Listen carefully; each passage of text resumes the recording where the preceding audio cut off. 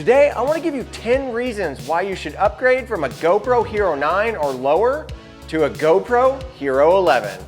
Let's get into it. So I've owned this GoPro Hero 9 for about 2 years now, and it has been an amazing camera. But the Hero 11 just came out, and there's a lot of reasons why you should upgrade to this camera. So I'm going to go through a quick list of 10 reasons why I chose to upgrade to the Hero 11.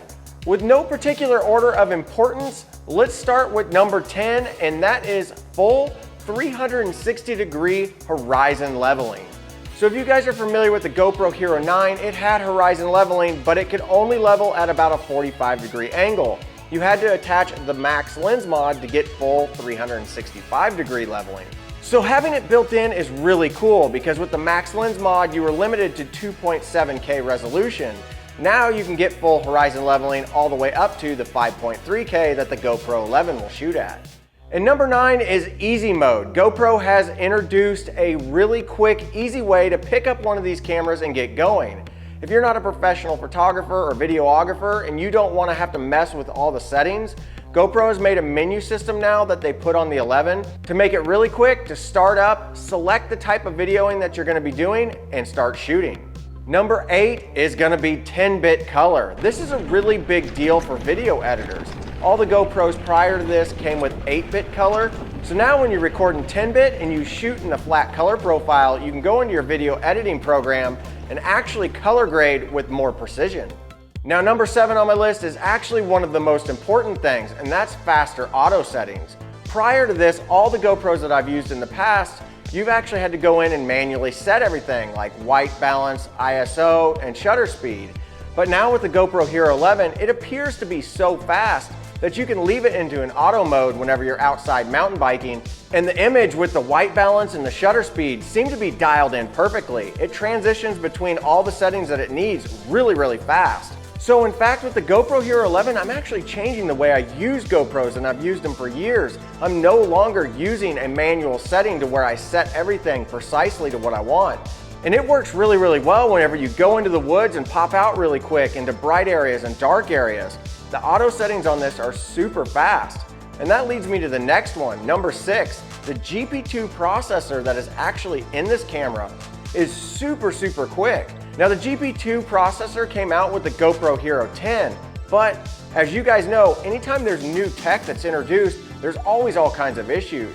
And there was all kinds of issues with the Hero 10, and it took them a long time to actually get them worked out. And the good thing is the Hero 11 is the second generation to use the GP2 processor.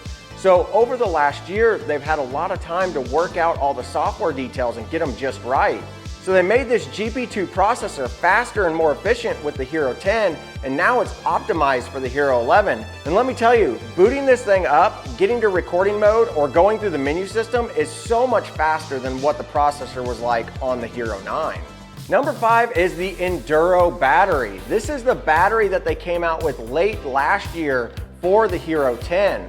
This will work with the Hero 10 and the Hero 9, and now the Hero 11. But the big thing that GoPro did is they didn't cheat you out and sell you the regular battery. In fact, they no longer sell the regular battery. They only sell and include the Enduro battery whenever you go to pick up a Hero 11.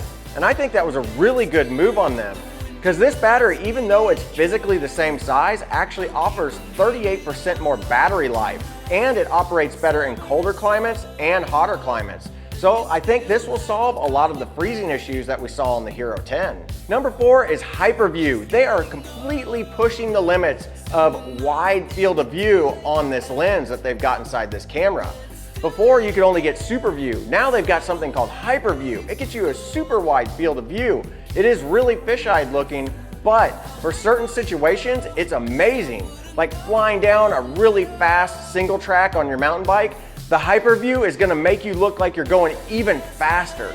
So it's not something that I'm going to be using for every single time I go out and ride my mountain bike, but if there's a trail that I know is going to be super fast and I want to get that really cool GoPro effect, I'm going to switch over to Hyperview in 5.3K.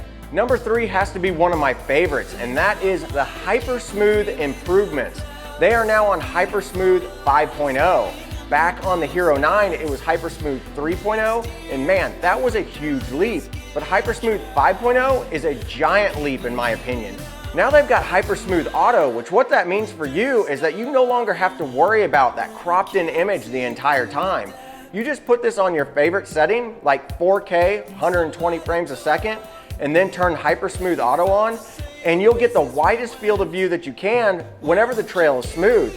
But whenever the trail starts to get rough, it will actually crop itself in just a little bit and maintain that smooth image. The nice part about HyperSmooth Auto is you can't even hardly tell that it actually is taking place. If you didn't know that it was actually cropping in and you weren't looking at the very edges of the screen, you would have no idea. GoPro knocked it out of the park with this HyperSmooth Auto, and I think that this is just a look into the future of how we're going to expect these cameras to work all the time. Number 2 is one of the biggest upgrades that they have done in a while, and that is an upgraded larger sensor. In fact, this sensor is actually a little bit taller. They are running an 8:7 ratio instead of a 4:3 ratio. And what that means is you're gonna get a taller field of view. So everybody knows that TikToks and Reels, they're 9:16, and that's kind of the new thing. Everybody's been putting out these type of videos. So your typical GoPro mode would have been a widescreen, but with this 8:7, you're getting a widescreen option, but also a really tall option. So that'll let you make one shot where you're capturing a huge image, and then in post, you can change it to 9:16 or 16:9, and you have a lot of movement up and down and side to side. So this new 8:7 size sensor is perfect for TikTok Reels and then YouTube videos. I really think this new sensor size is going to be a game changer over the next few iterations of GoPros. Number 1 on my list is slow motion. Whenever I compare this to the GoPro Hero 9, the slow motion has been bumped up drastically. On the GoPro Hero 9, you could shoot 240 frames a second, but it was only at 1080p. And let's be honest, GoPros don't perform well at 1080p. You just don't get that image quality that you're really looking for. So with the Hero 11, you can get 240 frames a second at 2.7K. That's a pretty big jump. But the thing that I'm most excited about is the 120 frames a second. On the GoPro Hero 9, you could shoot 120 frames a second, but it was only at 2.7K, which is a nice resolution, but it might not match the resolution that you're shooting at with your other cameras. Now with the Hero 11 and even with the Hero 10, you could shoot at 120 frames a second at 4K. This is a huge deal. You're gonna get crystal clear images. But the one thing I want you to keep in mind, with the GoPro Hero 11, you're shooting at 120 megabits a second, not 110 like all the previous models. 120 megabits per second is gonna give you a clearer picture than any of the other GoPros, no matter what the resolution was that you're shooting at. So now you're gonna have crystal clear 4K 120 frames a second, so when you're flowing down the trail, you can really dynamically change the video by slowing it down in key moments and then speeding it back up. This is a huge dramatic effect that you see a lot of videographers do called speed ramping. Now with the GoPro Hero 11 and 120 megabits a second, 4K 120 looks phenomenal. So there you go, there are quick 10 reasons why I upgraded from the Hero 9 to the Hero 11. I think there are even more reasons, but these are the ones that I really wanted to point out to you guys and that I think are perfect for people who are into mountain biking. Leave me some comments below, let me know if you're gonna upgrade to the 11 or if you're gonna stick with the camera you got or maybe go with another brand.